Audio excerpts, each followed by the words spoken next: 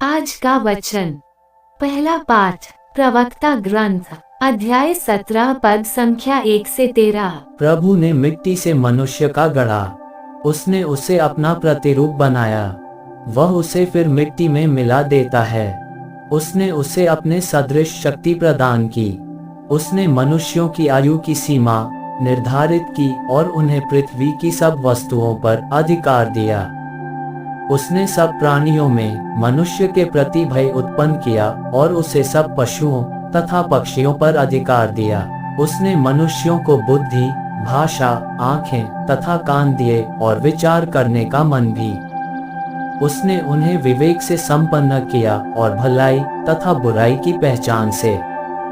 उसने उनके मन की आंखों को ज्योति प्रदान की, जिससे वे उसके कार्यों की महिमा देख सकें और उसके पवित्र नाम का स्तुति गान एवं महिमा में कार्यों का बखान करें। उसने उन्हें ज्ञान का वरदान और जीवनप्रद नियम दिया। उसने उनके लिए चिरस्थायी विधान निर्धारित किया और उन्हें अपनी आज्ञाओं की शिक्षा दी। उनकी आंखों ने उसके महिमा में ऐश्वर्य को देखा और उनके कानों ने उसकी महिमा में वाणी सुनी। उसने उनसे कहा, हर प्रकार की बुराई से दूर रहो। उसने प्रत्येक को दूसरों के प्रति कर्तव्य सिखाया। मनुष्य जो कुछ करता है वह सदा उसके लिए प्रकट है और उसकी आंखों से छिपा हुआ नहीं रह सकता। यह प्रभु की वाणी है। सुसमाचार संत मार्कुस अध्याय 10 पद संख्या 13 से 16। लोग ईसा के पास बच्चों को लाते थे जिससे वे उन पर हाथ रख दें, परंतु शिष्य लोगों को डांटते थे। ईसा ये देखकर बहुत अप्रसन्न हुए और उन्होंने कहा, बच्चों को मेरे पास आने दो, उन्हें मत रोको, क्योंकि ईश्वर का राज्य उन जैसे लोगों का है। मैं तुमसे यह कहता हूँ, जो छोटे बालक की तरह ईश्वर का राज्य ग्रहण नहीं करता, वह उसमें प्रवेश नहीं करेगा। तब ईसा ने बच्चों को छाती से लगा लिया और उन पर हाथ रखकर आशीर्वाद दिया। यह प्रभु का पवित्र सुसमाचार है।